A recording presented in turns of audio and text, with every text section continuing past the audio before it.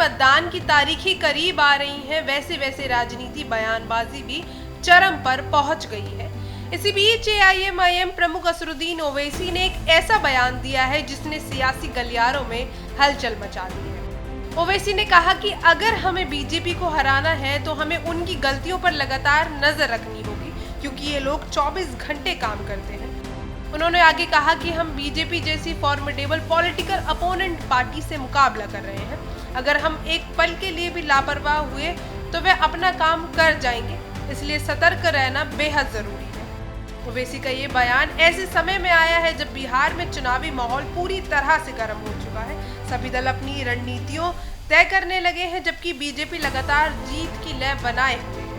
विपक्ष अब एकजुट होकर नए सिरे से रणनीति बनाने की कोशिश में जुटा है, ताकि सत्ता की दौड़ में फिर से अपनी पकड़ मजबूत कर सके। राजनीति विश्लेषज्ञों का मानना है कि ओवैसी का ये बयान सिर्फ चुनावी रणनीति का हिस्सा नहीं, बल्कि विपक्ष को एकजुट होने का अप्रत्यक्ष संदेश भी है।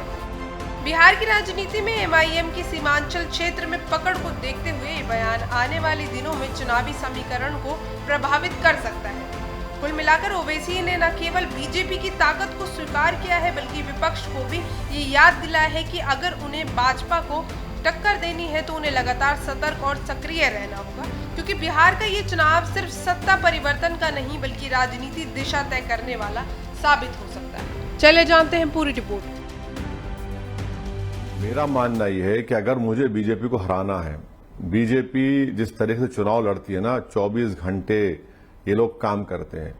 हमारा काम ये होना चाहिए कि हम उनकी हर चीज को चेक करते रहें, हर चीज को।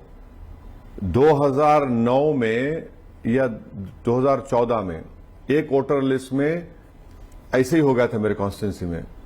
हम लोग जाकर, उस वक्त सीओ भनवर लाल साहब थे, आज दुनिया में नहीं है वो, उनको जाके बताए, हम प्रूफ बताए तो बोले देखिए अब मेरे पास तो उस जमाने में बोले मैं कुछ नहीं कर सकता, अब ये आ गई है, आप लोग देख लीजिए।